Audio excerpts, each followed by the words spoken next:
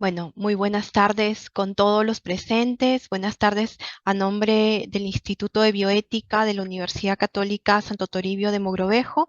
Agradecemos, como ya lo iba diciendo, a todos los que se han podido conectar en esta tarde a las 3 de la tarde. El doctor Julio Tudela es las 9 de la noche en España, ha tenido la deferencia de aceptar esta conferencia y mientras hace un momento conversábamos con el doctor Tudela, le comentaba que en Perú, bueno, a nivel también internacional, como todos saben, cada 25 de marzo se celebra el Día del Niño por Nacer. En Perú, esta celebración no solamente es una réplica internacional, sino que lo tenemos aprobado mediante una ley que es la ley 27654 del año 2002, que buscaba esa defensa de la persona humana y abre, podríamos decir, una gran posición como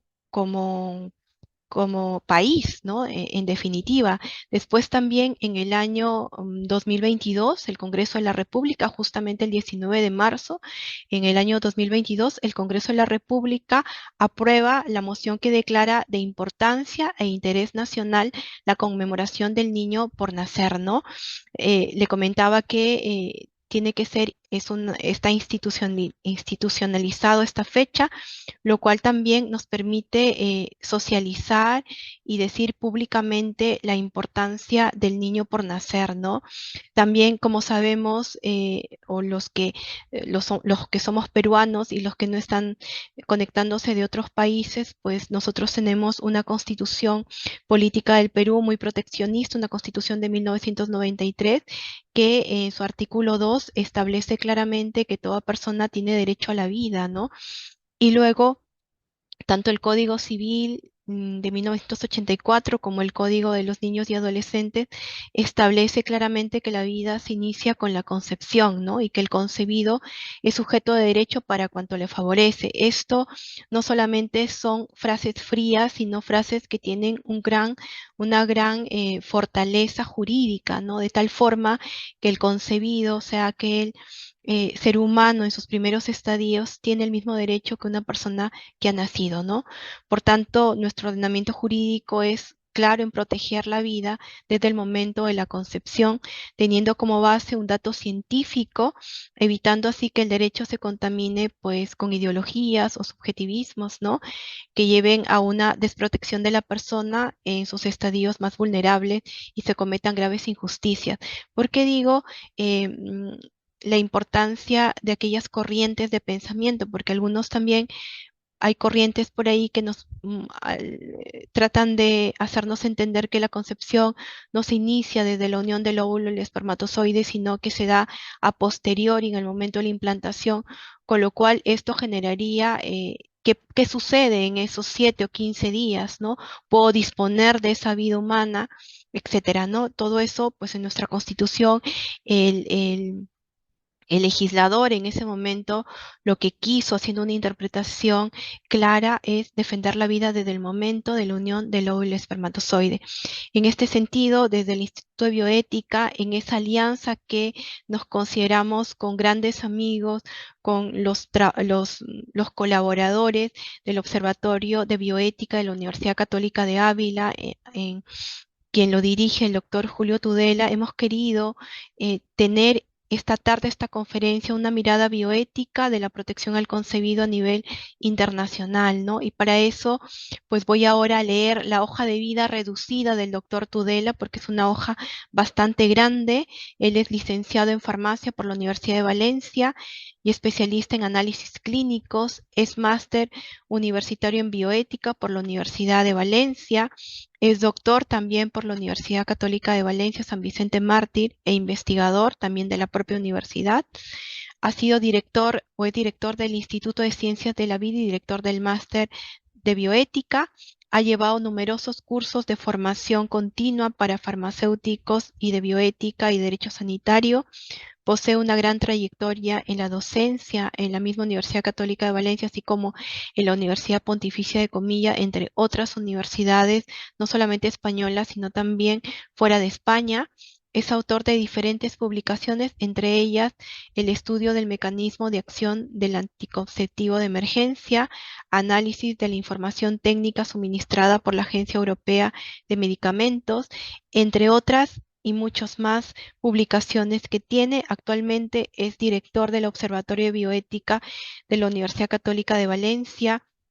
Hace unos meses también lo premiaron por toda la labor que está haciendo este observatorio, que la verdad, no solamente, como conversábamos hace un momento, tuve la oportunidad de conocer el año pasado al equipo que lo acompaña al profesor Julio Tudela.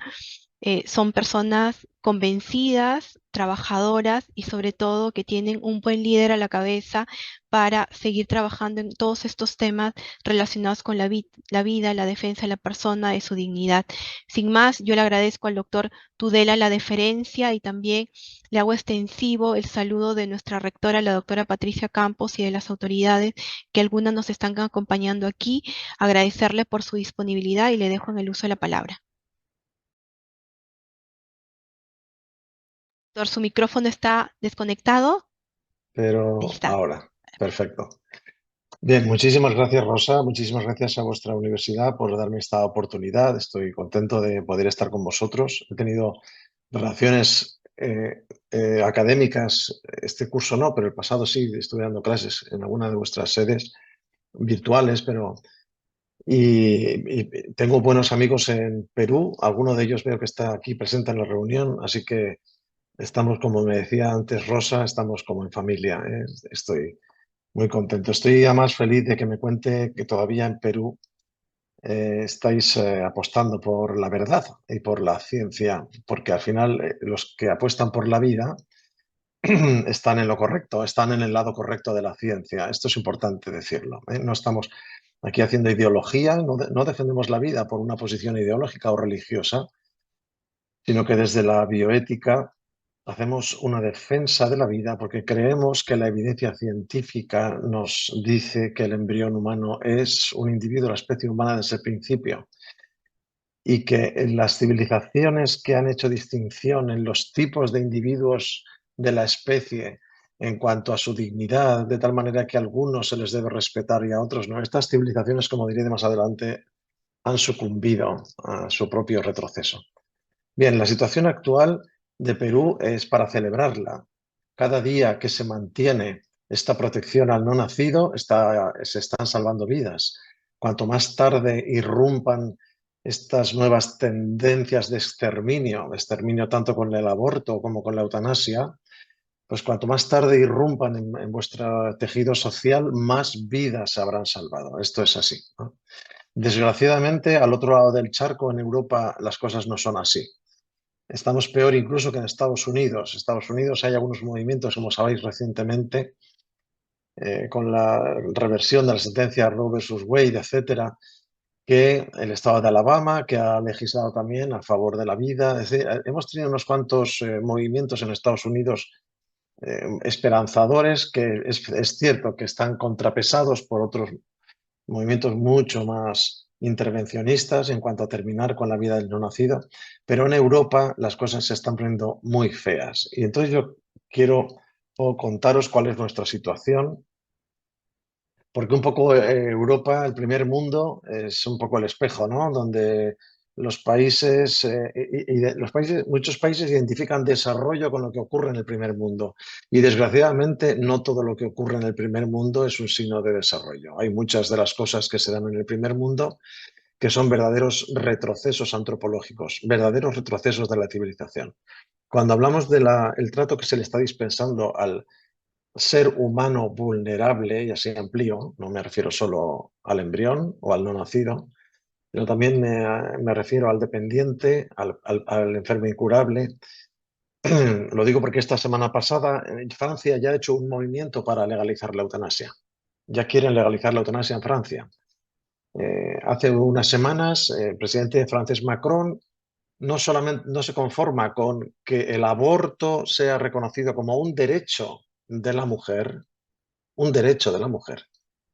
sino que quiere introducir este derecho en la Constitución para blindarlo a próximos gobiernos que pudieran eliminar o restringir este derecho. Entonces Macron quiere introducir el derecho al aborto como un derecho constitucional, junto al derecho a la vida. Primero de los derechos que figuran en todas las constituciones es el derecho a la vida. Junto al derecho a la vida, el derecho a matar, en según qué circunstancia. Bien, esta locura, que es difícil de explicar, pero que contrariamente a lo que pudiera parecer, no recibe demasiada contestación por el pueblo francés ni por los científicos en general, nos está poniendo en una situación muy complicada. También en España se está hablando del derecho a abortar. Ya no estamos en la fase de despenalizar el aborto, que es lo que aquí se ha ido legislando hasta ahora. Es decir, no vamos a meter en la cárcel a una mujer porque aborte. No vamos a meter en la cárcel a un médico porque practique un aborto. Este es el paso que se había dado hasta ahora.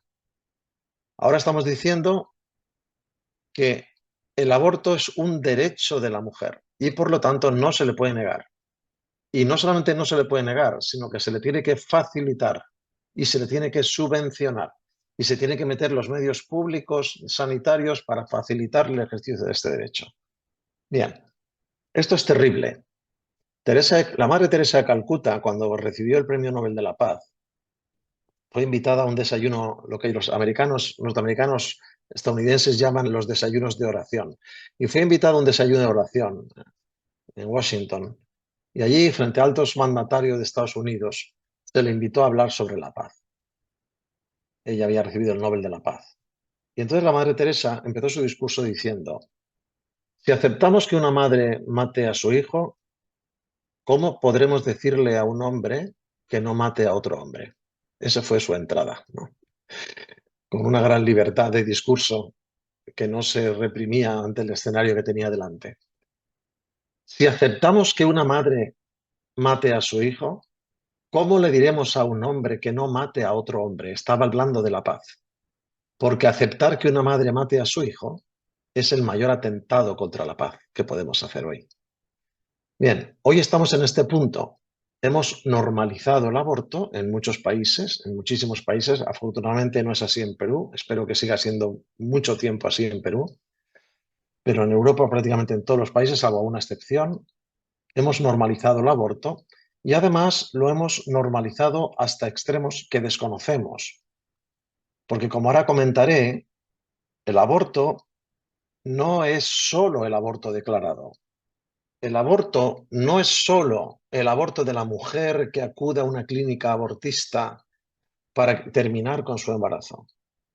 El aborto son los cientos de miles de embriones, millones de embriones que son generados para ser destruidos o manipulados o congelados como fruto de las técnicas de reproducción asistida, fundamentalmente, y de las técnicas de experimentación biomédica que generan embriones para experimentar con ellos. Verdaderos individuos de la especie humana que han sido producidos como objeto de experimentación. Todos estos embriones, esta masa ingente, millones, hoy tenemos millones de embriones congelados en todo el mundo que no sabemos qué hacer con ellos, sobrantes de la reproducción asistida, la fecundación in vitro. Generar esta cantidad ingente de embriones que sabemos que están condenados a muerte, los generamos para matarlos o para dejarlos morir, no parece ya importar a nuestras sociedades desarrolladas.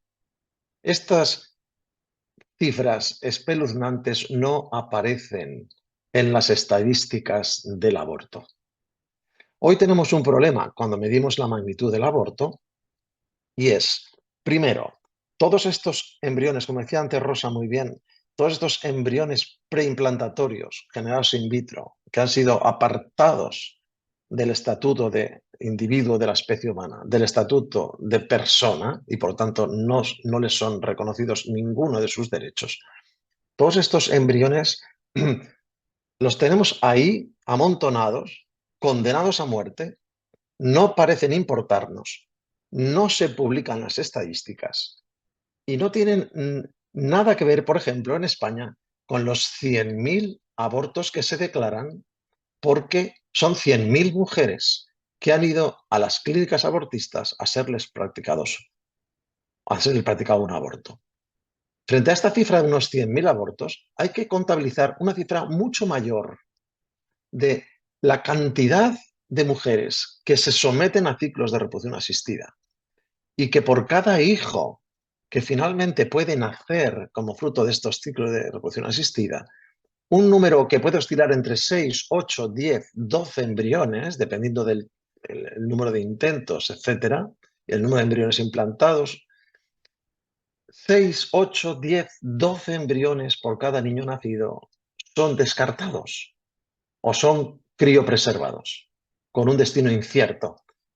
La inmensa mayoría de ellos nunca serán reclamados, nunca serán utilizados para ser implantados en el útero de una mujer. Directamente serán entregados para la investigación, ello implica su destrucción, o directamente serán descongelados para que mueran.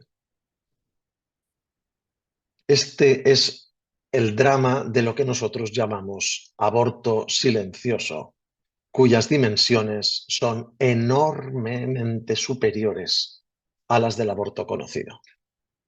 Hoy hemos normalizado esto. Vivimos con cientos de miles de seres humanos en estado embrionario que son exterminados entre nosotros cada año sin que parezca importarle a nadie.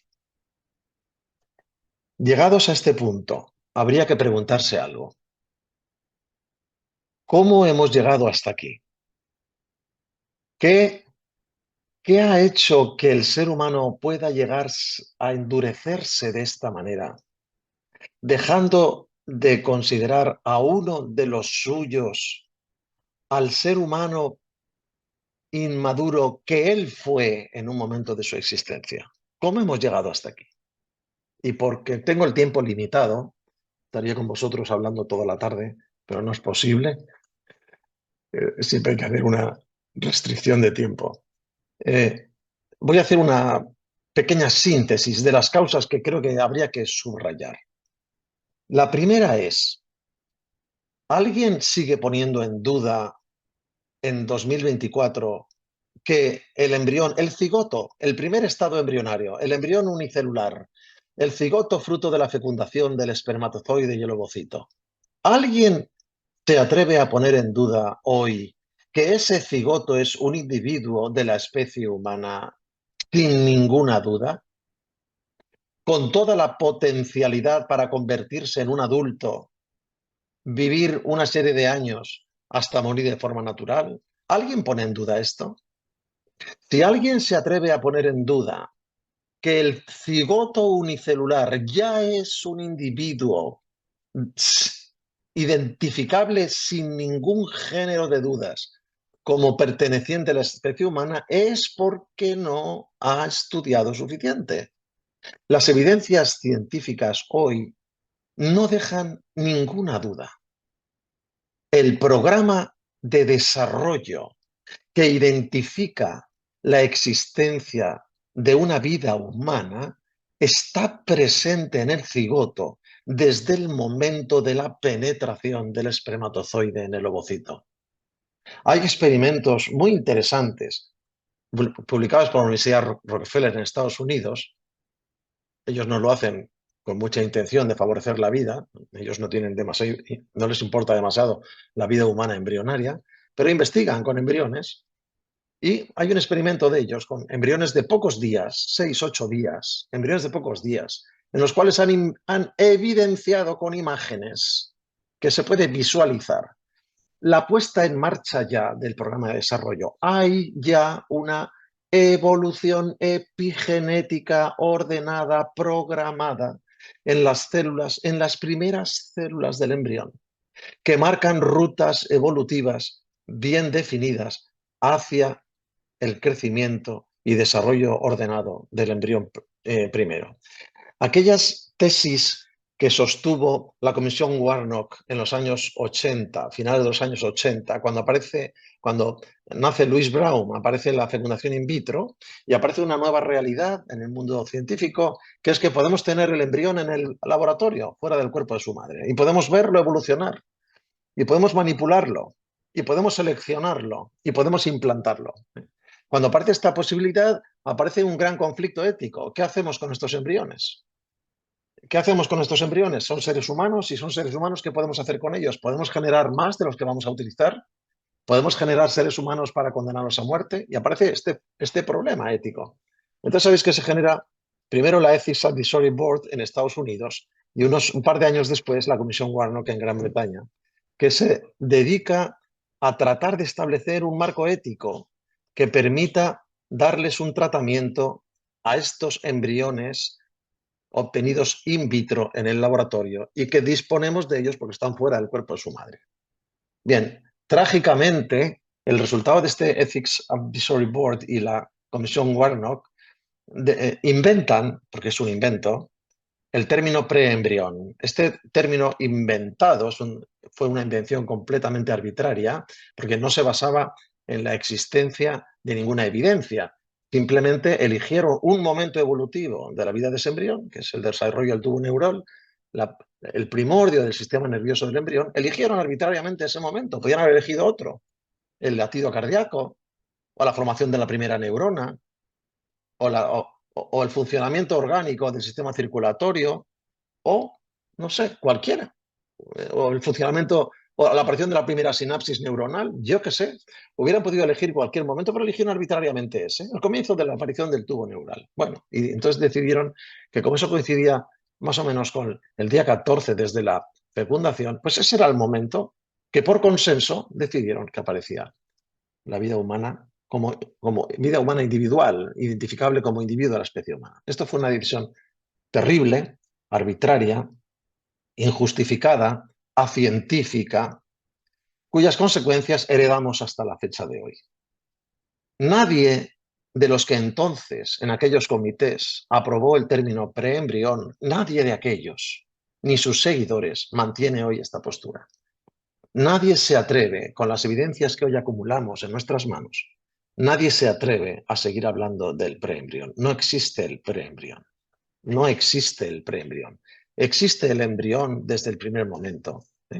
Las pruebas que os estoy comentando y otras que me gustaría explicaros, pero no tenemos tiempo, que evidencian el arranque del programa de desarrollo, un programa ordenado, continuo, de complejidad creciente, sin solución de continuidad, que va a desembocar en el nacimiento, en la edad adulta y hasta la muerte. Ese programa de desarrollo que arranca con la penetración del espermatozoide en el ovocito, por cierto, un fenómeno fantástico y alucinante. Se acaban de descubrir hace poquitos años las proteínas de membrana que hacen que el ovocito y el espermatozoide puedan entenderse y pueda producirse la penetración. Hay un diálogo bioquímico organizado desde el principio. El punto por donde entra el espermatozoide ya es el punto que va a marcar la primera división celular del cigoto.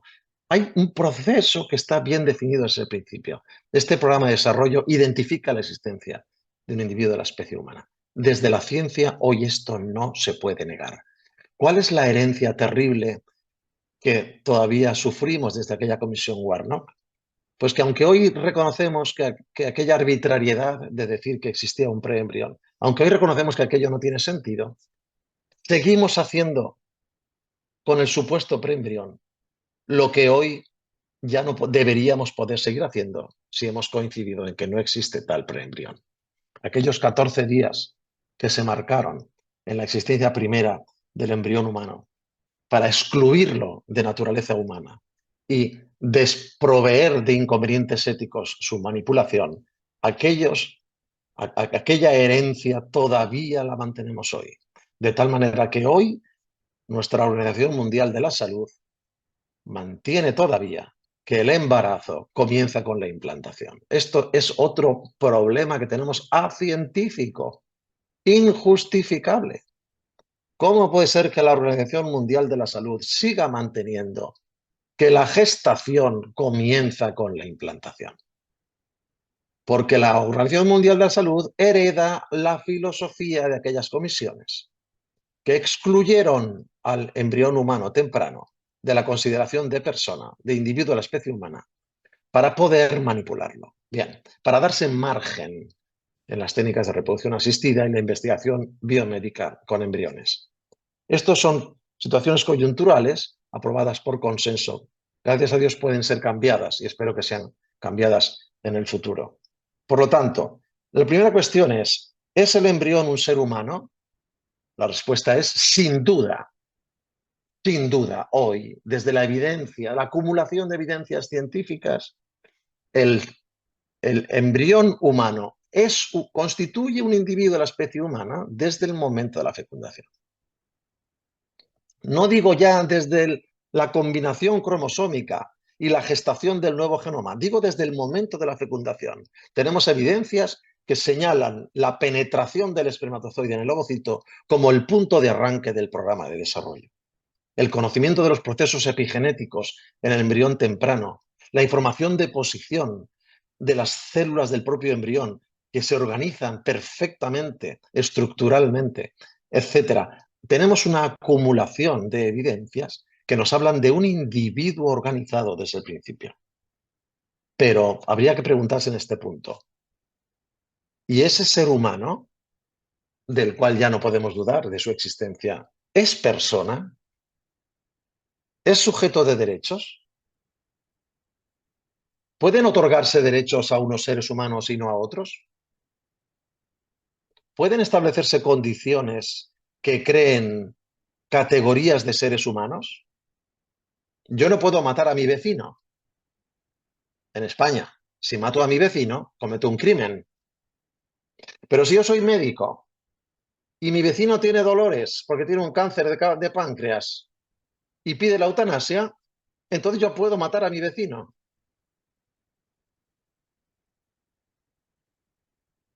¿Podemos crear circunstancias? ¿Podemos definir circunstancias que creen seres humanos de distintas categorías? Podemos hacerlo. ¿A dónde nos conduce esto? Bueno, voy a hacer memoria. Los esclavos eran seres humanos, o mejor dicho, los esclavos no eran seres humanos en tiempo de la esclavitud. El dueño que tenía un esclavo podía matarlo si le servía el café frío y no tenía que dar cuentas a la justicia. Podía matarlo, podía venderlo, podía maltratarlo, porque no maltrataba a un ser humano, maltrataba a un ser subhumano, infrahumano. Cuando Hitler aplicó la solución final de exterminio de los judíos, en su conciencia él no exterminaba personas, él exterminaba infrahumanos, no eran humanos. Primero hay que quitarle la categoría de humano a alguien para terminar con él. Entonces se trata de establecer marcos por consenso que nos permitan establecer condiciones por las cuales retiramos la categoría personal a determinados seres humanos. Cuando los Hutus, en la terrible guerra africana, asesinaban a los Tutsis, no sé si recordáis este episodio, fue muy terrible, el pueblo Hutu salía con machetes y se metían en los poblados Tutsis cortando cabezas. Antes de salir a matar a los Tutsis, luego también fue al revés, por la radio, en altavoces, en las ciudades, se decía: acudamos contra esas cucarachas. No son hombres, son cucarachas. Exterminemos a las cucarachas. El ser humano, cuando ha querido exterminar a otro ser humano, primero lo tiene que desdignificar. No es uno de los míos. Este no es uno de los míos. Este ha sido una constante en las civilizaciones que se han extinguido. Cuando alguien se arroga el derecho de establecer quién tiene derechos y quién no, quién es de los suyos y quién no tiene derechos porque no es de los suyos, y por lo tanto puede exterminarlo, estamos poniendo los cimientos del final de una civilización. Y así tenemos muchos ejemplos en la historia. En España, en Europa, en Francia, lo digo porque son casos sonoros y recientes. El ser humano embrionario, el ser humano antes de nacer, ha sido desposeído de su categoría personal. Por lo tanto, no tiene derecho a la vida. En España se puede abortar libremente hasta la semana 14 de embarazo, donde el feto está bastante bien formado ya, ¿eh? Se puede abortar libremente, no hace falta ninguna razón, ninguna razón. Aborto absolutamente libre hasta la semana 14. En Holanda creo que es hasta la semana 26. Hasta la semana 26, cuando el feto es ya viable fuera del cuerpo de su madre. Y una mujer puede abortar libremente, pero hay más. Algunos bioéticos utilitaristas, Peter Singer, por ejemplo, dice, ¿por qué podemos matar a un niño con síndrome de Down en el cuerpo de su madre antes del parto y no lo podemos matar después de nacer? ¿Qué diferencia hay? O sea, si es lícito matar a un feto con síndrome de Down porque tiene una enfermedad incurable, y a esta madre le hemos gastado la mala faena de que no hemos diagnosticado el síndrome de Down durante su gestación y nos damos cuenta de que el niño tiene el síndrome de Down después del parto. ¿Por qué no lo puedo matar al día siguiente de nacer? Y sí lo puedo matar un día antes de nacer. Y tiene razón. Y Peter Singer, en este caso, no estoy de acuerdo con él en absoluto, es un utilitarista peligroso, pero en este caso Peter Singer tiene razón. Si puedo matar, se trata de establecer el marco de condiciones. ¿Quién lo establece? ¿Quién establece el marco de condiciones que me permite matar? ¿Es un consenso? Los consensos son modificables. Nunca hubiéramos pensado en España que mataríamos a nuestros ancianos, a nuestros enfermos, a nuestros pacientes con cáncer. Nunca. Que utilizaríamos nuestro sistema de salud para exterminar a nuestros enfermos que más nos necesitan. Nunca lo hubiéramos pensado. Ya lo hemos legalizado. En Bélgica y Holanda, donde llevan más de 20 años con la eutanasia legalizada, os voy a dar un dato. Lo digo por esto que estoy comentando. Cuando el derecho a quitar la vida a otro lo supeditamos a la calificación que le damos a ese otro, a la categoría personal que le otorgamos a ese otro, entonces entramos en un terreno muy peligroso. Porque una vez saltamos la línea roja, se trata de establecer cuál es el marco. En Holanda y en Bélgica, os doy un dato, hablando ahora de eutanasia.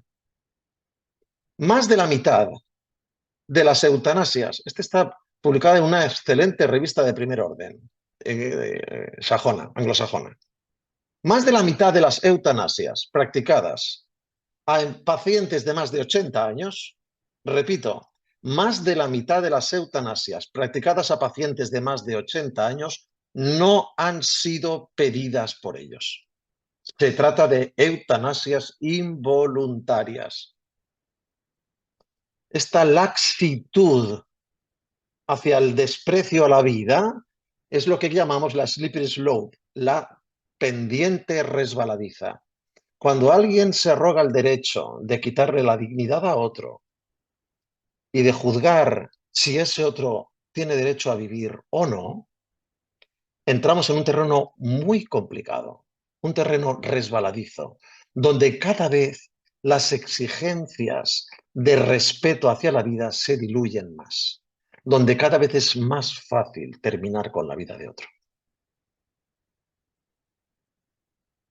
Primera cosa, pues, ¿es el embrión un individuo de la especie humana? La respuesta, sin duda, es sí. Segunda pregunta, ¿es todo individuo de la especie humana una persona sujeto de derechos?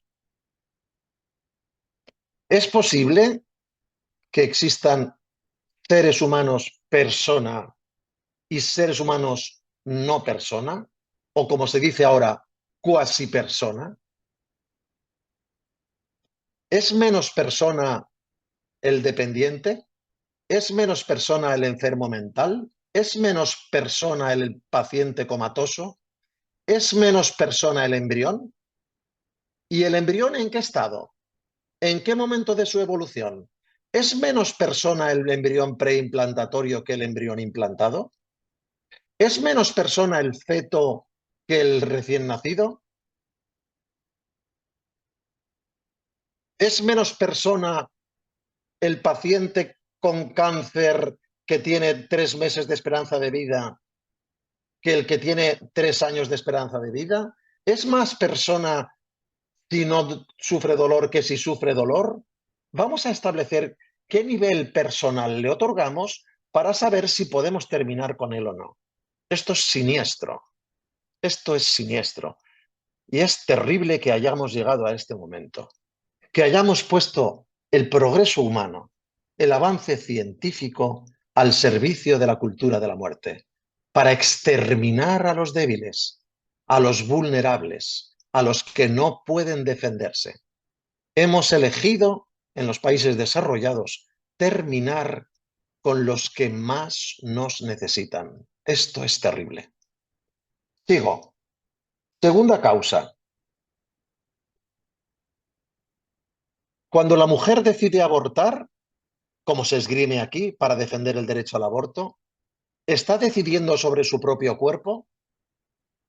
¿Nosotras parimos, nosotras decidimos? Que nadie me diga lo que he de hacer con mi cuerpo. ¿Es mi cuerpo y sobre él decido yo? Estos son eslóganes de los proabortistas. ¿O está tomando la mujer una decisión sobre la vida de un tercero que no le corresponde tomar? Este tema está tan claro que no quiero perder más tiempo analizándolo. La mujer no decide sobre su cuerpo. La existencia de un individuo diferente de ella, diferente de ella. Esto es muy interesante, ¿eh? Porque la madre que gesta a su hijo tiene a un individuo de la especie genéticamente distinto de ella y con el que se comporta de una manera absolutamente atípica. No la vemos en biología en ninguna otra situación. La madre gestante no ataca la vida de su hijo cuando es genéticamente diferente de ella y tiene proteínas que ella identifica como extrañas y contra las que debería luchar, pero no lo hace. El cuerpo de la madre identifica a un individuo distinto de ella, con una proteómica diferente de la propia, pero no lo ataca. Seguirá atacando virus, bacterias, hongos, parásitos, pero a su hijo no lo toca porque sabe que es su hijo. Su biología lo reconoce como su propio hijo, pero no es ella, es su hijo. Por lo tanto, esto es otra manipulación del lenguaje. No defendemos el derecho al aborto como un derecho de la mujer a disponer de su cuerpo, porque no se trata de eso cuando hablamos del aborto. Y tercera cuestión,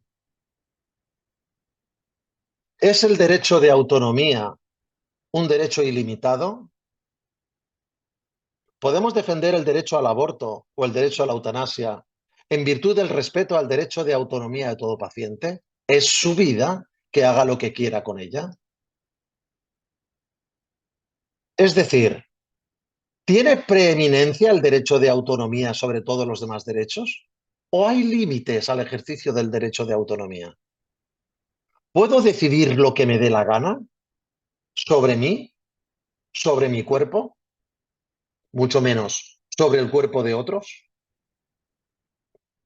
¿Hemos de aceptar en nuestras ordenaciones legales y jurídicas decisiones basadas en el derecho de autonomía de los pacientes, aunque estas decisiones sean lesivas para estos pacientes o para terceras personas?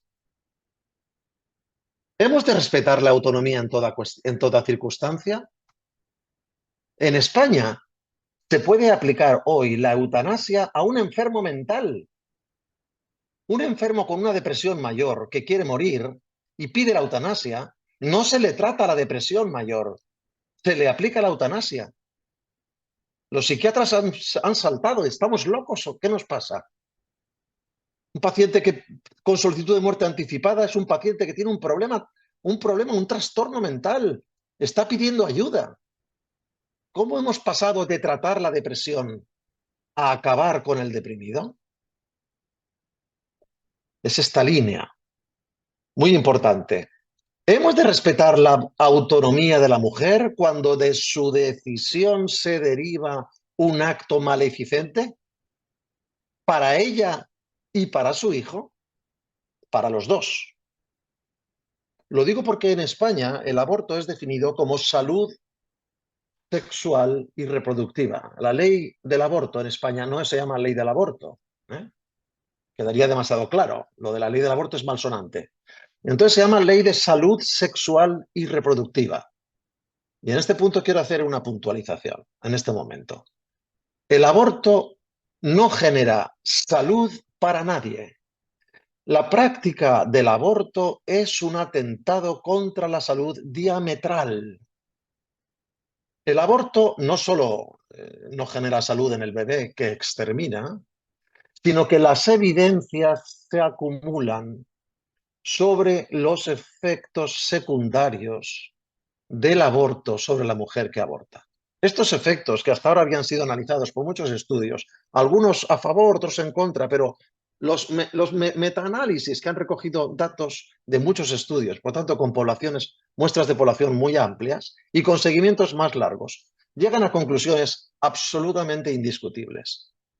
La relación entre incremento de riesgo de trastorno mental y práctica del aborto está bien establecida, es indiscutible. Si además el aborto es de repetición, todos los estudios que han analizado esto coinciden, todos los estudios. Cuando se dan abortos de repetición, más de un aborto, el incremento en el riesgo de padecer trastorno mental en la mujer que aborta es significativo e indiscutible estadísticamente. Pero hay otros datos que no afectan solo al trastorno mental de la mujer que aborta. Hace pocos años, es un estudio bastante reciente, dice que la adolescente que, que vive un embarazo no deseado y decide continuar con su embarazo y no aborta, tiene el doble de posibilidades, perdón, tiene la mitad de posibilidades de sufrir muerte prematura con respecto a la adolescente que decide abortar. Repito, practicar un aborto en una adolescente que sufre un embarazo no deseado duplica el riesgo de padecer muerte prematura. Esto es un estudio, os lo puedo facilitar cuando queráis. También ocurre en las mujeres adultas. Problemas físicos, fisiopatológicos, derivados de las prácticas de los abortos. En España vemos con terror cómo aumenta cada año el número de mujeres que abortan varias veces. 2, 3, 4 veces.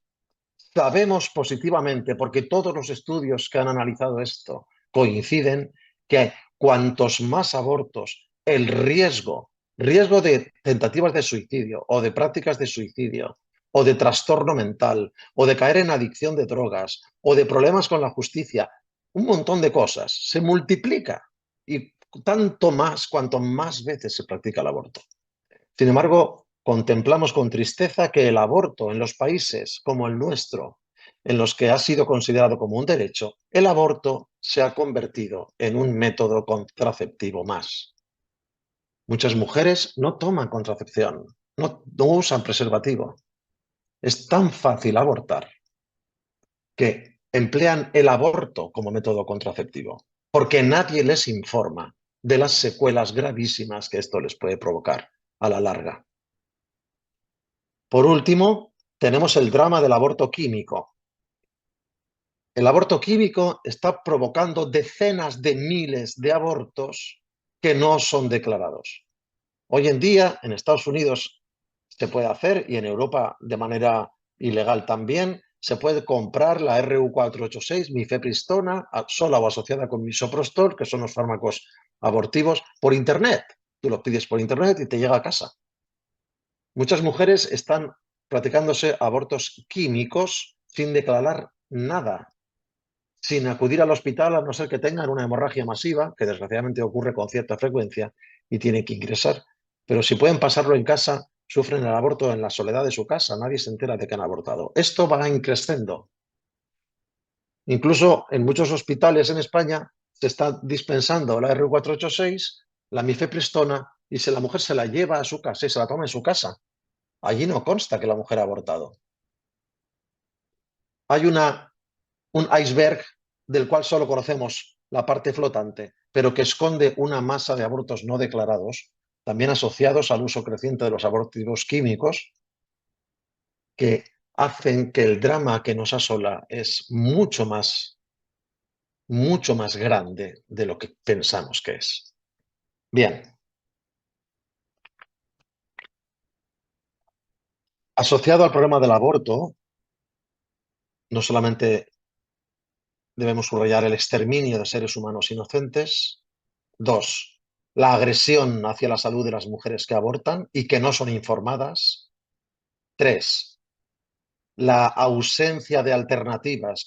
Sabéis que en España está prohibido por ley situarse en la puerta de una clínica abortista para ofrecer alternativas a la mujer que va a abortar. Si tú te pones en la puerta de una clínica abortista y cuando una mujer entra para abortar, tú le dices, un momento, ¿puedo hablar con usted? Quiero ofrecerle alternativas para que tenga a su hijo.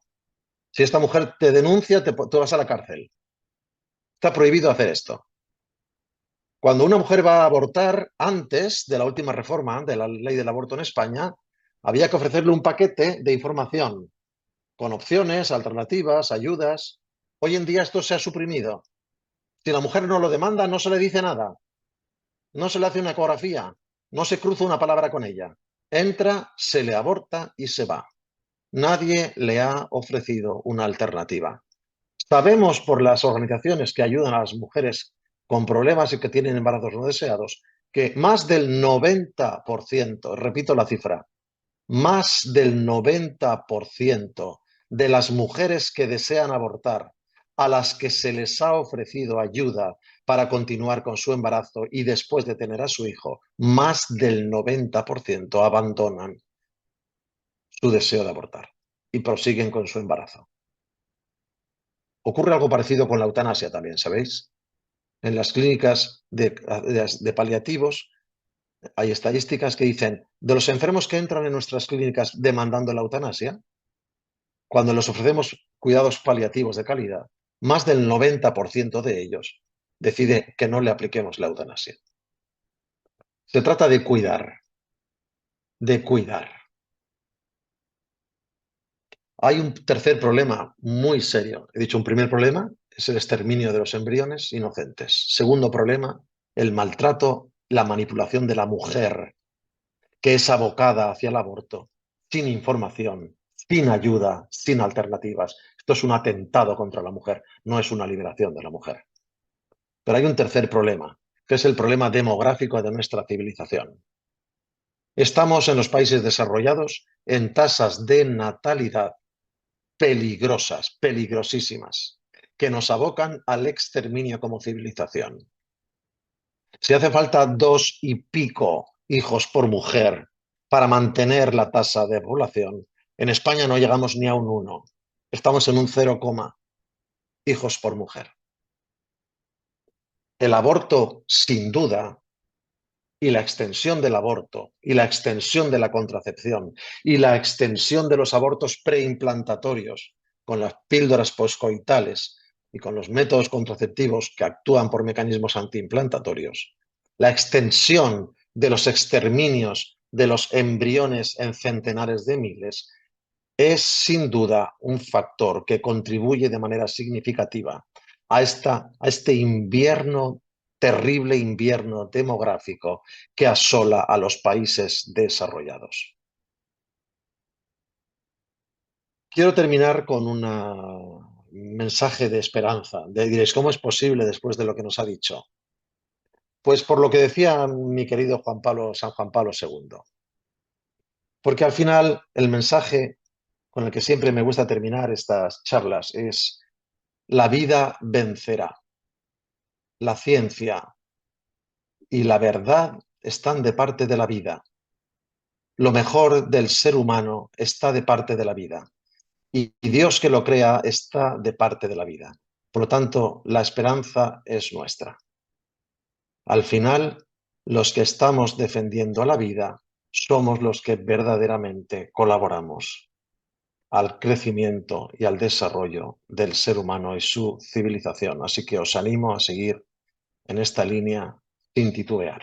Muchas gracias por vuestra atención. Muchas gracias, doctor Tudela, por la conferencia enviada, dada que también hemos querido que exista un tiempo de diálogo. Nos ha hablado bastante en relación no solamente a la protección de la vida al inicio, sino también la necesidad de proteger la vida al final. Porque claro, ¿qué sociedad que no cuide la vida al inicio va a poder cuidar luego la vida al final? ¿Qué se les va a enseñar a los niños, ¿no? Que son los que luego van a ser los que van de alguna otra forma a repetir las acciones que han visto, ¿no? Y es una gran responsabilidad que tenemos. No sé, ahora se abre el espacio de diálogo. Creo que podemos formularla por escrito o levantar la mano si deseamos. Tenemos la dicha de poder tener al doctor Tudela y se ha hecho un espacio el día de hoy.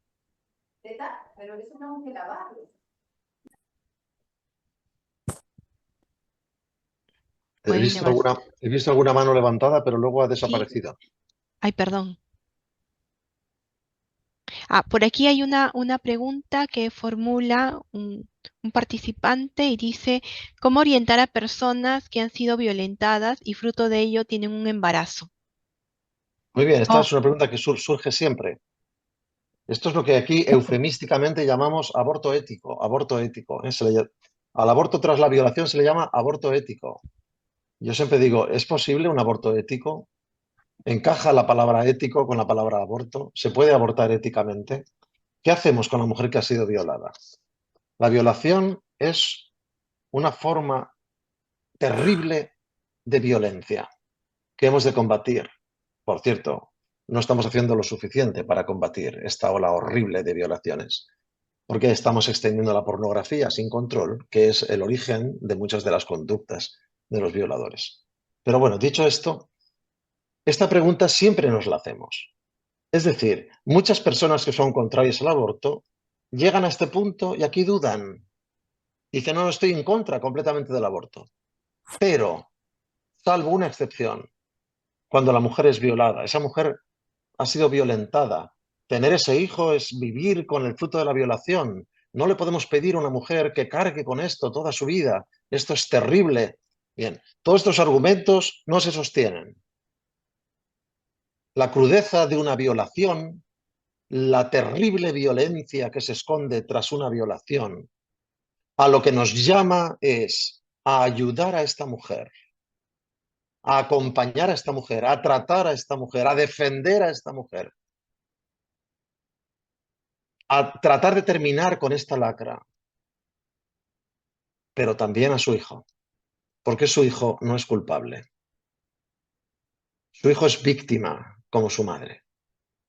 No resarcimos a la víctima que es su madre, terminando con la vida de otra víctima que es su hijo. Su hijo es una víctima y a esa víctima habrá que ayudarla, acompañarla, y un día habrá que explicarle qué pasó y habrá que apoyarlo y habrá que mostrarle que también se le puede querer y habrá que decirle que su madre lo tuvo porque lo quiso y lo que ella no recibió sí lo transmitió. Matar a un inocente nunca supone una reparación a un acto violento, insoportable, injustificable y condenable en todo caso que es una violación. Por lo tanto, el aborto en caso de violación nunca debe denominarse aborto ético, ni debe justificarse en ningún caso. gracias, doctor.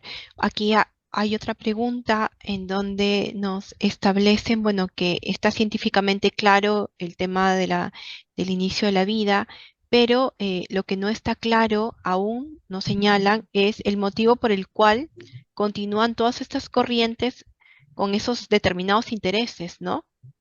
O sea, ¿cuál es el móvil que se tiene, ¿no? Ante todo ello. Eso es. ¿Qué interés tiene el señor Macron en blindar el derecho al aborto introduciéndolo en la Constitución francesa, por ejemplo? ¿O qué interés tenemos en España en extender el aborto y convertirlo en un método contraceptivo más? ¿Por qué esta presión? ¿Por qué se persigue a los que quieren ayudar a las mujeres para que no aborten? ¿Por qué se hace esto? ¿Qué hay detrás? Sí, he visto en el chat, Mi amigo Alejandro también ha preguntado algo de esto. ¿Qué hay Ujú. detrás de todo esto? Es una pregunta muy interesante, ¿eh? A mí me la preguntan mucho cuando analizamos el tema de la ideología de género. Cuando uno expone qué hay detrás de la ideología de género, sobre todo con los problemas terribles de la transexualidad, etcétera, y cuando la gente ve un poco el pastel que se está organizando con todo esto, dice, bueno, pero ¿cómo es posible? ¿Quién tiene interés en que esto pase? ¿Qué es lo que ocurre? ¿Qué hay detrás? La pregunta no es fácil de contestar, ¿eh? Eh, lo que sí que puedo decir es repetir las frases de Jerome Lejeune, del cual celebramos ahora el 30 aniversario de su muerte. Jerome Lejeune, sabéis que fue un genetista francés ilustre que ha comenzado su causa de beatificación, el primer presidente de la Academia Pontificia para la Vida, nombrado por Juan Pablo II.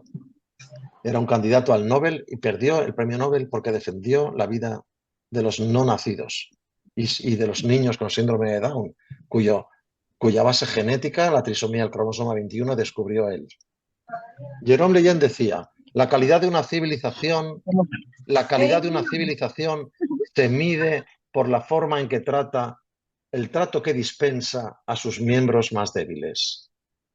Nuestras civilizaciones proabortistas, proeutanásicas, nuestras civilizaciones que se matan, que justifican el matarse, son civilizaciones enfermas, son civilizaciones que se están devaluando. La calidad de una civilización, es decir, los primeros hallazgos antropológicos de la existencia de una civilización, ¿sabéis cuáles son? El hallazgo de un esqueleto de un niño con un fémur curado. O sea, la primera evidencia de alguien que se rompió un hueso y fue cuidado y no fue eliminado de la tribu, fue cuidado y mantenido con ellos. La existencia de ese hueso curado es una de las primeras pruebas de la existencia de una civilización. Ahora estamos acumulando pruebas de la descomposición de una civilización. Y la pregunta es, ¿quién tiene interés en que se descomponga una civilización? Pues yo contestaría, aquellos que quieren instaurar una nueva civilización. Es decir, nuestra civilización, que tiene una raíz judeocristiana, que ha dado a luz al reconocimiento de los derechos humanos, está siendo sustituida por otra civilización transhumanista que quiere ser su propia creadora, quiere autodiseñarse y por lo tanto tiene algunos problemas, que es esta civilización judeocristiana que pretende extinguir la familia como célula de la sociedad, que es una célula de resistencia contra los manipuladores. La familia es una célula que incomoda mucho a los tiranos y a los manipuladores. Por lo tanto, toda esta gente que defiende este tipo de cosas atenta contra la familia. En España tenemos la ley de familias numerosas. ¿Sabéis que hay una propuesta de ley para eliminar el nombre de familia numerosa? Los que tenemos más de 3 hijos, tenemos familia numerosa. Ahora ya no vamos a ser, van a eliminar este término de la ley. Un atentado más contra la familia. La familia es también un obstáculo para los que desean instrumentalizar una nueva civilización, una civilización transhumanista que vaya más allá de lo humano. Quieren redefinir lo humano. Ujú. Y así atentan contra lo humano. Es una cultura de la muerte que ha dicho el Papa Francisco y que decía, y que ya la clarificaron así los pontífices anteriores, Juan Pablo II y Benito XVI, la cultura de la muerte, extinguir al ser humano, negar su propia naturaleza para crear algo nuevo que salga de sus propias manos. ¿Eh? Es decir, para jugar a ser Dios. Esto está en el origen del atentado contra la dignidad personal del ser humano en todas sus formas. Doctor, aquí me ha llegado por interno dos preguntas en donde nos establecen qué acciones actualmente se deberían de promover para proteger la vida del embrión y luego unida a esa pregunta, eh, qué haríamos o qué debemos hacer los jóvenes para promover la vida? Muy bien, sí, son preguntas muy interesantes. y no son fáciles las respuestas. Lo primero que hay que hacer es educar, educar, educar, educar a nuestros jóvenes, educar a nuestros mayores, educar a nuestros profesores, a nuestros alumnos, a nuestros adolescentes, educarlos en la verdad y en la libertad, educarlos en el verdadero sentido de la vida del hombre, que no es el placer, sino que es el amor. Y si educamos al ser humano en el amor, lo liberamos de la dictadura de sus pasiones. El ser humano, cuando sucumbe a la dictadura del instinto, que es el subproducto del posmodernismo, el hombre posmoderno que ha eliminado el sentido, el hombre posmoderno no se pregunta por el sentido, el hombre posmoderno subsiste, sobrevive para darse placer y evitar el dolor. El hombre en esta dirección queda reducido a una corriente instintiva, gozar y no sufrir. Dar la vida implica sentido existencial, pero también sufrimiento. Cuando al hombre se le promete no sufrir, se le amputa la capacidad de amar. No se puede amar sin sufrir. La compensación que concede, que otorga el amar es mucho mayor que el sufrimiento que la acompaña, porque da sentido existencial. Pero para amar hace falta renunciar a uno mismo. El posmodernismo ha eliminado esta faceta del ser humano que se proyecta hacia los otros. El hombre posmoderno vive para sí, pendiente de sí, hablando y mirándose solo a sí mismo. Tenemos que educar para deshacer esto a nuestros niños desde la escuela. El ser humano solo se realiza amando. Y si amas, puedes controlar tus instintos. No hace falta que tengas relaciones sexuales cada vez que tengas ganas de hacerlo. Puedes controlar tus instintos. Puedes asociar la sexualidad a la donación. Puedes vincular la sexualidad a la transmisión de la vida.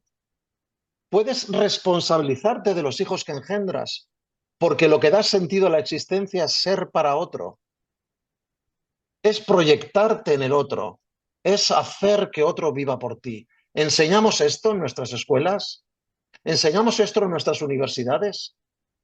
¿O estamos creando hombres posmodernos que viven en su universo umbilical, pendientes de su ombligo y de su propia realización? Este es el quid de la cuestión. ¿Enseñamos a amar? Esta es la primera cosa. La segunda cosa que hay que hacer es ayudar a los vulnerables. A la mujer que tiene un embarazo no deseado, hay que ayudarla, no empujarla a abortar. Una hija mía que yo tengo un maravilloso nieto con síndrome de Down. Una hija mía le ofrecieron 6, 8, 10 veces con insistencia, tienes que abortar, eres una irresponsable. Esto en el Sistema Nacional de Salud, español. Si tienes un hijo con síndrome de Down, eres una irresponsable, porque estás trayendo al mundo a un niño que va a sufrir, que te va a hacer sufrir a ti, que va a causar gastos al Estado. A la octava, séptima, octava vez que se lo dijeron, dijo, como me lo vuelva a repetir, lo voy a denunciar. Quiero tener a mi hijo. Déjeme en paz, por favor.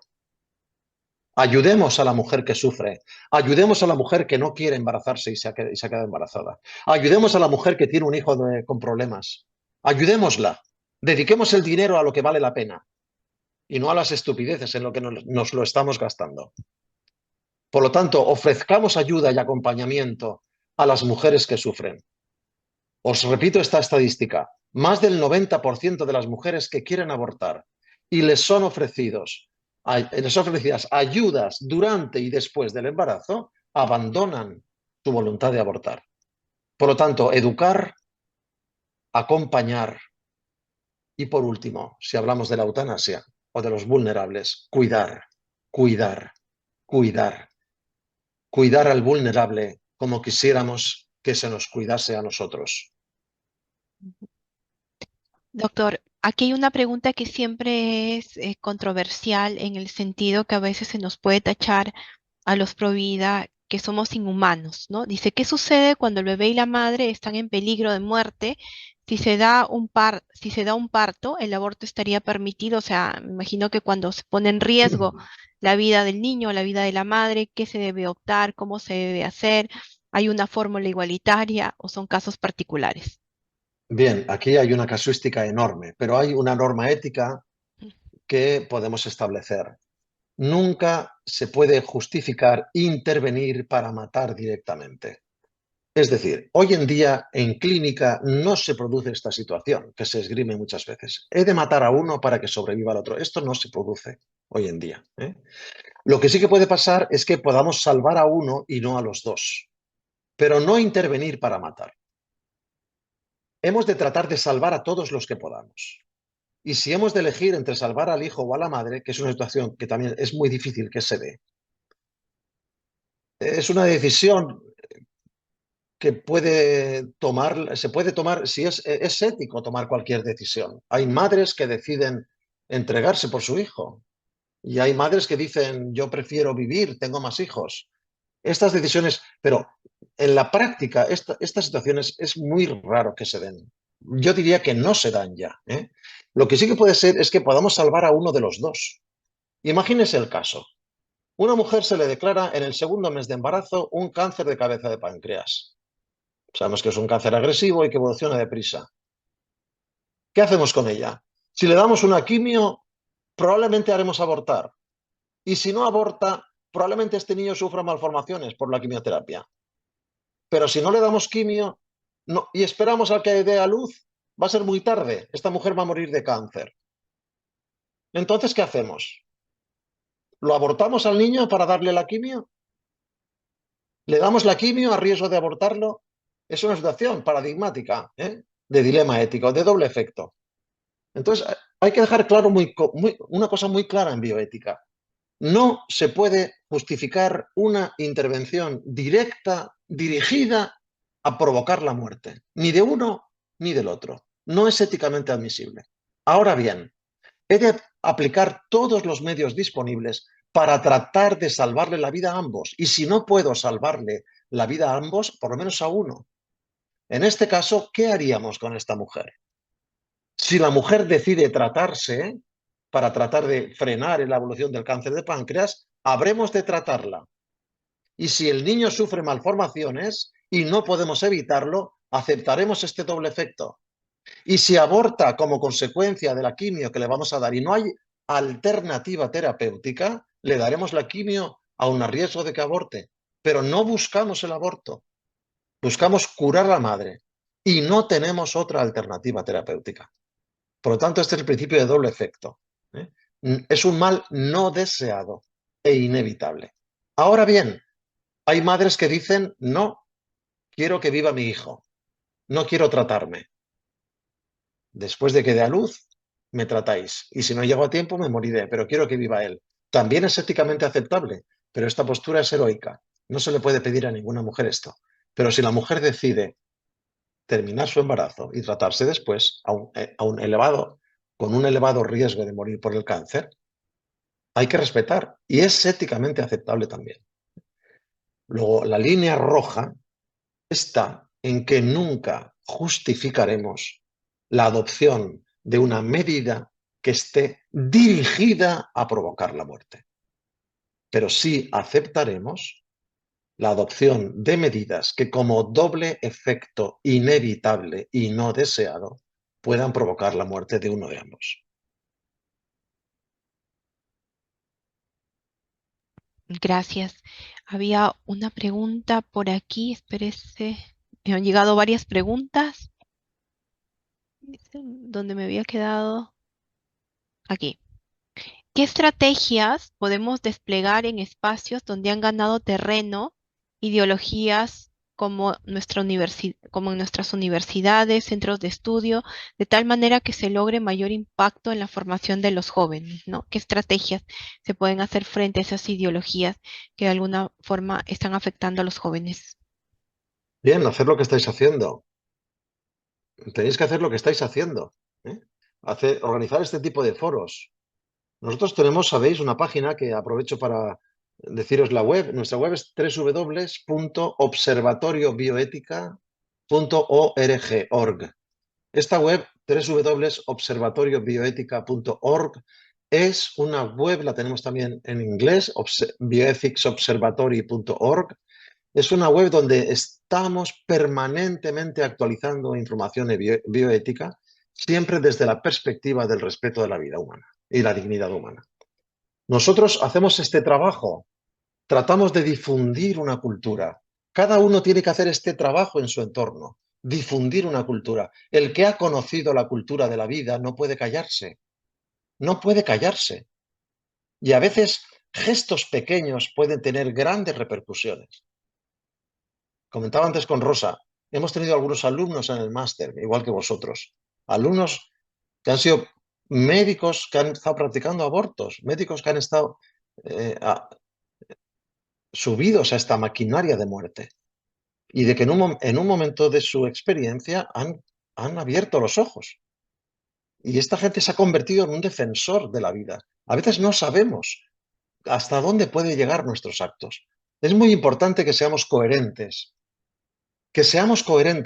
que no, eh, que no contemporicemos con la gente ¿eh? Que defiende la cultura de la muerte y que por miedo a distinguirnos de ellos callemos o asintamos, seamos valientes, seamos empáticos, seamos asertivos, no hace falta hablar con violencia, pero defendamos la verdad. Cuando una madre mata a su hijo, está matando a su hijo. Y que una madre mate a su hijo es una monstruosidad. En todo caso, defendámoslo. Juan Pablo II le preguntaban, ¿es un asesinato? ¿Es un homicidio? ¿Qué es esto? Y Juan Pablo II decía, es un crimen abominable. El aborto es un crimen abominable. Seamos claros, defendamos a la mujer, también a las que han abortado, ayudémoslas. Son víctimas de su propia decisión, quizá de la decisión de otros. No hablamos de las mujeres que son empujadas a abortar en contra de su propia decisión. Este drama es todavía mayor. Por lo tanto, cada uno tiene su ámbito, su familia, su círculo de amigos, su aula, su universidad, su grupo de acción. No lo sé, no lo sé. Estudiemos, leamos, busquemos la verdad, seamos críticos y difundamos la verdad si la encontramos. Y os digo una cosa, la verdad siempre está del lado de la vida, ¿eh? Cuando alguien empieza a defender la muerte en según qué circunstancia, atentos porque hay un embuste. Detrás siempre hay un embuste. La verdad siempre está del lado de la vida. Seamos valientes. No nos mimeticemos con un entorno acrítico que confunde lo legal con lo ético. No es lo mismo. Las cosas no son éticamente aceptables porque se legalicen. Luchemos contra esto. Defendamos la verdad aún a contracorriente. Eduquemos bien a nuestros hijos. Estudiemos. Seamos críticos. Es muy importante, cada uno en su sector. Gracias, doctor Tudela. Y para acabar, hay otras preguntas que se quedan en el tintero aquí. Nos planteaba una profesora, decía, si en España hay instituciones de ayuda a la mujer, ¿cómo podríamos implementarlas aquí? ¿Cuál sería su recomendación? Es bueno porque a veces nos pueden tachar, ¿no? Estamos protegiendo la vida del embrión, pero nos olvidamos de la mujer, ¿no? ¿Qué podríamos hacer desde nuestra universidad, desde nuestros trabajos, desde los lugares donde nos encontremos, ¿no? Para no solamente nos vean a los pro vida que estamos a favor del embrión y nos olvidamos de la mujer, ¿no? Muy importante, es muy importante. Os lo he dicho y os insisto en ello. En el aborto no hay una única víctima, hay dos víctimas. La mujer es una víctima, es una verdadera víctima y lo va a sufrir en su propio cuerpo, las secuelas del aborto. Es muy buena la pregunta, Rosa, es muy buena. Entonces, en España hay asociaciones, y en Francia también, atentos, porque en esta desconocida Francia hay mucha gente que está a favor de la vida. Y en España hay muchas organizaciones con mucha experiencia que ayudan a mujeres. Red Madre, hay muchísimas organizaciones que ayudan a las mujeres, no solamente que las ayudan a no abortar, sino que las acompañan y después del parto las acompañan y las siguen acompañando y les dan un soporte vital y les ayudan a integrarse socialmente, etcétera. Entonces yo creo que lo mejor es que desde Perú o desde vuestro entorno os pongáis en contacto con quien lleva mucho tiempo. Si tenéis problemas para localizarlos, escribirnos al observatorio y nosotros os podemos poner en contacto con ellos. Con quien llevan mucho tiempo trabajando en esta línea, porque ellos han librado muchas batallas y saben mucho mejor que yo qué es lo más eficaz, cómo se emplean mejor los medios, cuáles son las estrategias que llegan mejor y que son más útiles para ayudar en estos casos. Por lo tanto, yo os pediría que contactéis con estas organizaciones que ya funcionan en España y que os pueden facilitar muchísimo las cosas para trabajar allí con ellas. Doctor Julio Tudela, muchísimas gracias por esta conferencia. Agradecemos también a los participantes y pueden prender sus cámaras para poder tomarnos una foto y que quede esto como de recuerdo. Sería interesante, muy bonito. Agradecer también la participación de diferentes lugares, porque también por aquí me escribían fuera de Perú.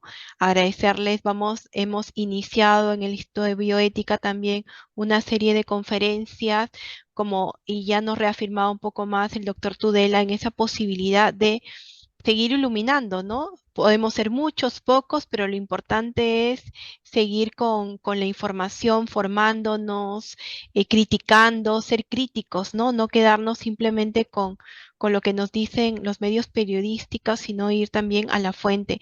Yo particularmente me encanta el Observatorio de Bioética, creo que es el lugar, la fuente principal cuando hay problemas o salen noticias relacionadas con el tema de bioética, de vida, de familia, son siempre los primeritos en tener una respuesta crítica. Y cuando estuve el año pasado en España, les preguntaba a sus colaboradores y me decían que, claro, tienen un grupo de personas que ahí, en este caso el doctor Julio, dirige quién va a ser o en ese momento se lanzan. Ojalá que también ustedes puedan formar parte también de alguna otra forma de esta red, porque en realidad, como ya lo decía el doctor Tudela, Perú todavía es un país en donde podemos trabajar, ¿no? Entonces, lo ideal es apenas salga algo, responder, que era lo que nos decía tanto Esther como Cecilia, con las que nos pudimos reunir aquel día.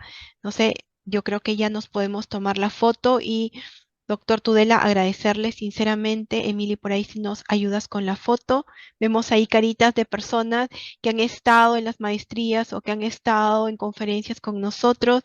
Agradecemos también a profesores que se han unido en esta cultura de la vida y decirle hoy, 25 de marzo, que Perú es un país pro vida, ¿no? Un país que busca la defensa de la vida, que busca que no solamente la defendemos con palabras, sino que lo defendemos con argumentos jurídicos, científicos, filosóficos, éticos, psicológicos, porque esa es la bioética, ¿no? Una ciencia multidisciplinaria, sistemática, pero también una disciplina que nos mueve a estudiar. Sin más, profesor Quiero Julio, me saludar a gustaría cerrar. Sí, sí, quiero saludar a mi amigo Alejandro, que lo veo aquí, presidente de la Red Peruana de Personalismo. Tenéis allí en sí, Perú sí, sí. a la Red Peruana de Personalismo, que es muy activa y que os puede ayudar Sí, sí, sí, ahí también, ¿eh? estamos, también Sí, sí. formamos parte de la red al lado de Alejandro, que ahí está continuamente organizando los coloquios y todo. Más bien, también Y Manuel, muchísimas gracias a todos. Manuel creo que Manuel decía que Quimper, sí, había levantado la mano. Ah, no. Manuel, no, Era hoy, solamente un aplauso. muchas gracias. Bueno, también Gracias. están también del sur, ahí veo caritas desde Arequipa, que también están un buen grupo de personas de Arequipa. El doctor Armando Prieto ha sido el ex decano de nuestra Facultad de Derecho, a quien también queremos mucho, quien nos abrió mucho las puertas en este trabajo desde la Facultad de Derecho con la protección de la vida. Bueno, doctor Julio, muchísimas gracias a todos los participantes, gracias y digamos sí a la vida el día de hoy, llevemos lo que hemos aprendido a nuestras familias, a nuestros centros de estudio o a nuestros